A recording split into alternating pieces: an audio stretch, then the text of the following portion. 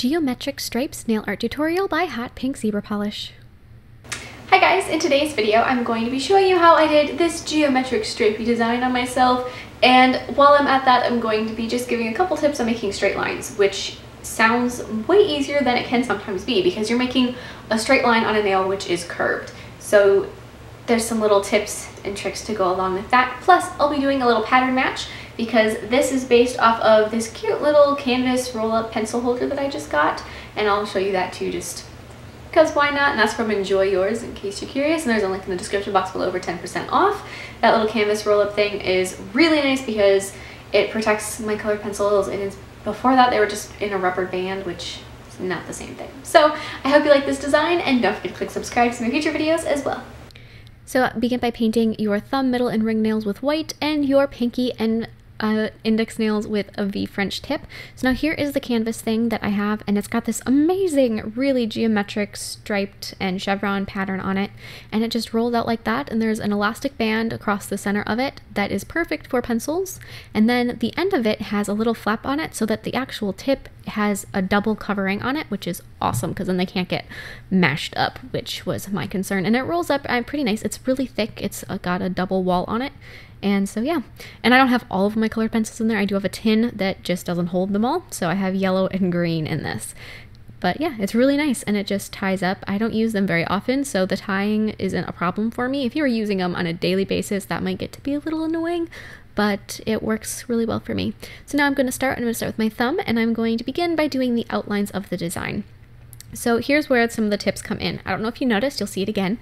I put a little dot where I want this tip of the V to be, and then I continue the lines out from there. And I always pull the brush back towards the hand holding it.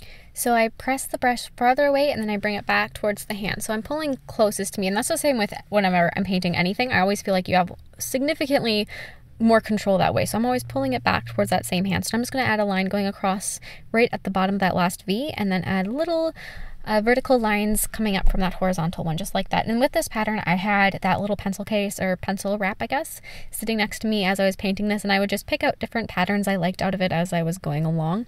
And so then beneath that area, I'm just going to add some more, like a little chevron zigzag, just like that. And the same thing the whole time. I'm always following the same basic idea of pulling the brush back towards my hand. The other thing that is super important that even I don't know, I a lot of times forget to do is that you want to make sure you have a small amount of paint on your brush and you rinse it out or wash it out frequently. So just with a little cup of water, just, you know, get rid of any paint, because acrylic paint, which is really good for doing nails, it dries super quickly. And then I started filling in the pattern, and then my camera cut out, so I missed a little bit on that nail. The rest of it's all good though. So then on the index nail, I'm just going to start with like an X going across, following the lines of that French tip, just like that, and then I'm going to fill in one of the triangles with blue and then one of them with yellow. But like I was saying, so you just want to make sure that you frequently rinse out your brush and then dry it very, very well. And because if you have too much water in, then your paint's going to get diluted, and sometimes it's good to have diluted paint, sometimes it's not. So if you just make sure you dry it, then you have control over how much water you're getting in your brush. And then I'm just going to touch up the lines, and then I'm going to start adding a little, like almost a basket weave pattern in the nail bed area on this nail. Just add a couple straight lines going across that. And another thing that I wanted to mention with doing stripes and lines and outlining and anything like that is that really take your time. Because if you try to do these things too fast, you're probably going to have mistakes and troubles that'll need to get fixed, which is just going to take more time, and you probably could have done the whole thing quicker if you would have just slowed it down to begin with. So then on the middle nail, I'm going to start with a triangle or a V shape, I guess, going from the side of the nail out like that. So very similar to what I did on my thumbnail. So then just add the rest of the V's like that. And so yeah. So just take your time. That's super important, having a little bit of paint on your brush and always pulling the brush back towards your hand. Those are the things that I usually have to remind myself if all of a sudden my lines are going crooked. I'm thinking, why can't I do this today? Well, that's probably part of the reason. Another thing that really helps is to have your painting hand planted on a hard surface. So I always have my hand either resting on the table, or if I'm painting something a little bit higher, I'll prop something up so that I'm not holding my hand mid-air. It's so weird, but you move. Even if you're really concentrating on things, it's so much easier if you have something to plant like the side of your hand on. Just make sure that everything goes well. So then for this one, I filled in one of the outer V shapes with purple and then the inner one with blue.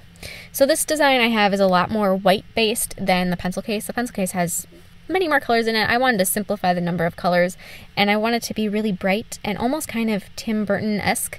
So I went with a lot more white than the pencil case had. So on the ring nail, I started with almost like a little stepping pattern instead of like a half moon shape at the cuticle, just like that. So as I'm doing these things, especially like this where you want it to be symmetrical from side to side, go back and forth from side to side. Don't try to do one side and then do the other side.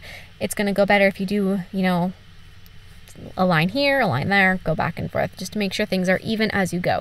Because if something goes a little bit off from one side to the other, it might just build and get increasingly crooked, which is not good.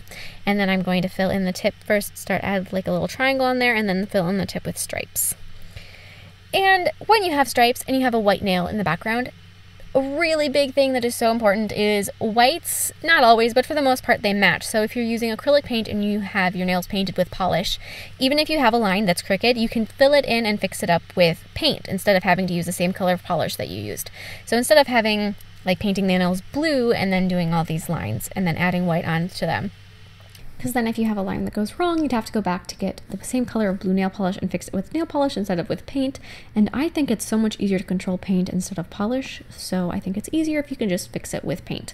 So then on my pinky nail, I'm going to start by doing the same black outline of the French tip line just like I did on the other nail. And as you can see, I think I hiccuped right there, if I'm remembering correctly. That's why that line went a little crooked there. It's fine, and I'm going to just paint over that with blue.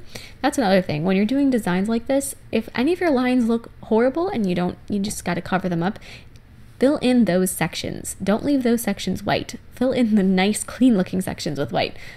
It's just easier that way. And then of course apply a layer of top coat.